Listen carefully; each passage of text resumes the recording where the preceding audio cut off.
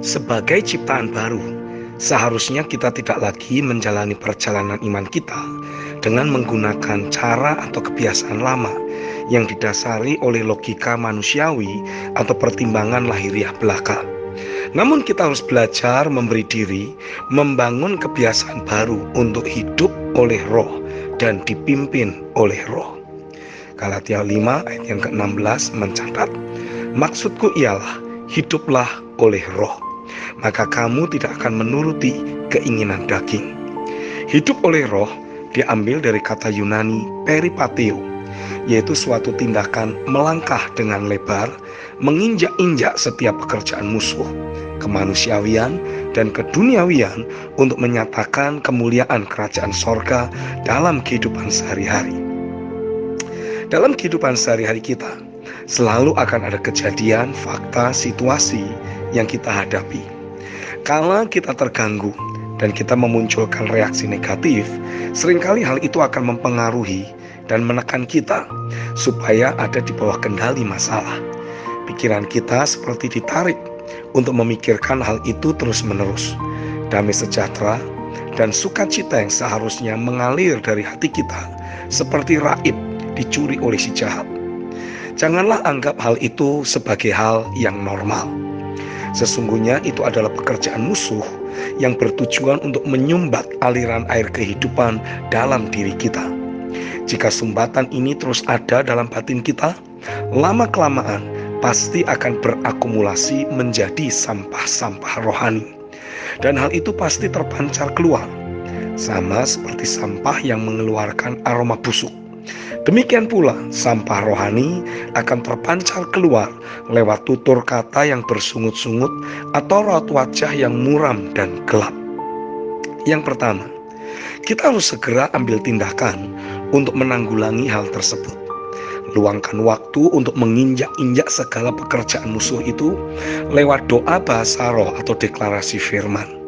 Penting untuk kita mengeluarkan aliran roh yang lebih kuat, yaitu berdoalah dengan intensitas yang kuat sampai roh kita berkobar-kobar.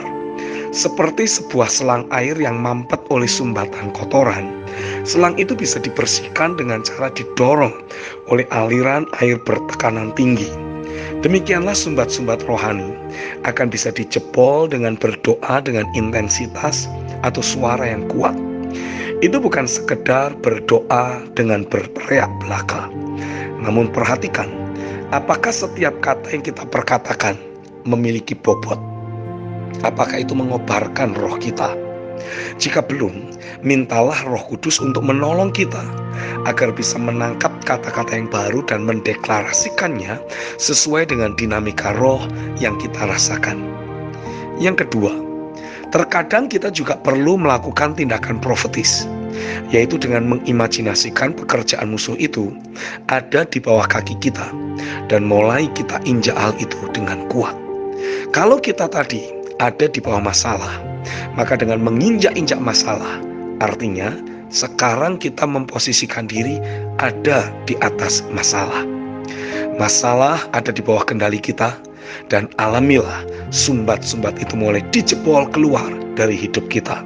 Dan rasakan adanya atmosfer yang berkemenangan, sukacita dan damai sejahteranya kembali datang meliputi kita, membuat kita jauh lebih kuat dari yang sebelumnya. Lalu apa itu hidup dipimpin oleh roh?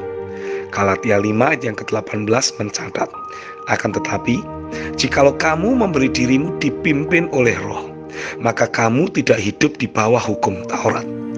Dipimpin oleh roh berasal dari kata Yunani ago, yang memiliki arti dipimpin secara dituntun untuk membawa sampai ke titik tujuan, seperti menuntun seekor binatang. Dipimpin dengan cara ditemani hingga tiba di tempat tujuan. Belajarlah untuk mendengarkan instruksi Roh Kudus.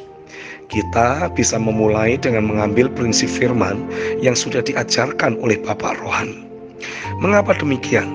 Karena figur Bapak Rohani adalah seseorang yang sudah melangkah terlebih dahulu. Beliau sudah ditemani dan dituntun oleh Roh Kudus sampai ke titik tujuan tertentu, sehingga tahu jalan menuju ke ruang tahta. Apa yang Bapak Rohani tangkap dari ruang tahta, itulah yang disampaikan kepada kita. Jadi, berdoalah dalam roh dan selaraskan frekuensi hidup kita dengan firman-Nya.